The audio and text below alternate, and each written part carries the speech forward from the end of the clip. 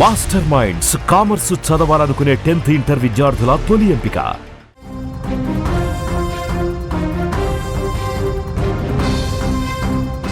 ఘోర విమాన ప్రమాదం ఇప్పుడు ప్రపంచవ్యాప్తంగా సంచలనం సృష్టిస్తుంది. దీంట్లో చాలామంది చనిపోయినటువంటి దుర్వార్త కూడా వినాల్సిన వచ్చింది. దక్షిణ సుడాన్ రాజధాని అయిన జుబా నగరానికి 20 కిలోమీటర్ల దూరంలో ఈ యొక్క ఘోర విమాన ప్రమాదం చోటు చేసుకుంది. ఈ ఘటనలో 14 మంది మృతి చెందారు. మృతుల్లో పైలట్తో పాటు 13 మంది ప్రయాణికులు ఉన్నారు. ఈ విమానము యయి నుంచి జుబా అంతర్జాతీయ విమానాశ్రయానికి వెళ్తుండగా ఈ ప్రమాదం జరిగింది. ప్రతికూల వాతావరణ పరిస్థితులు, తక్కువ విజిబిలిటీ వల్లే ఈ ప్రమాదం జరిగినట్టుగా అధికారులు అంచనా వేస్తున్నారు. మృతి చెందిన వారిలో 2 కెన్యా జాతీయులు కాగా మిగిలిన వారు సుడాన్కి చెందిన వారుగా గుర్తించారు. సోమవారం ఉదయం 9:15 దక్షిణ సుడాన్లోని యోయి పట్టణం నుండి జుబా అంతర్జాతీయ విమానాశ్రయానికి సిటీ లింక్ ఏవియేషన్కు చెందిన సెస్నా 208 కారవాన్ విమానం బయలుదేరింది.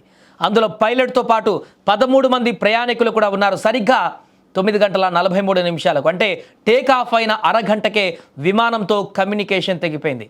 జుబా నగరానికి కేవలం 20 కిలోమీటర్ల దూరంలో ఉన్న లూరి అనే పర్వత ప్రాంతాలలో ఈ విమానం కూలిపోయింది.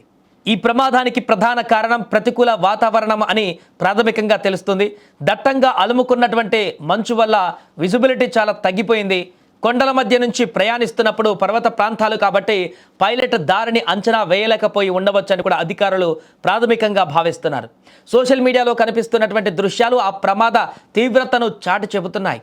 మంచుతో నిండినటువంటి కొండల్లో విమానం మంటల్లో కాలిపోతున్న దృశ్యాలు చూస్తుంటే అక్కడ ప్రాణాలతో బయటపడడం అసాధ్యమని కూడా అర్థమవుతుంది. ఇక ఈ దుర్ఘటనలో పైలట్తో సహా మొత్తం 14 మంది మరణించారు. వీరిలో 2 కెన్యా దేశస్థులు కాగా మిగిలిన 12 మంది దక్షిణ సుడాన్ జాతీయులే. మృతుల్లో ఎంతమంది చిన్నారులు ఉన్నారో, ఎంతమంది తమ కుటుంబానికి ఏకైక ఆధారమైనటువంటి వారో ఇంకా తెలియాల్సి ఉంది.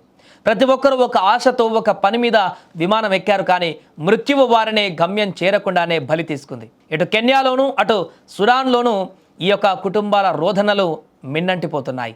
దక్షిణ సుడాన్లో విమాన ప్రమాదాలు కొత్తేమీ కాదు. పాతబడిన విమానాలు, పరిమితికి మించిన బరువు మరియు ఇక్కడి విపరీతమైనటువంటి వాతావరణ పరిస్థితులు తరచూ ఇలాంటి విషాదాలకు దారితీస్తుంటాయి, కారణంగా మారుతుంటాయి.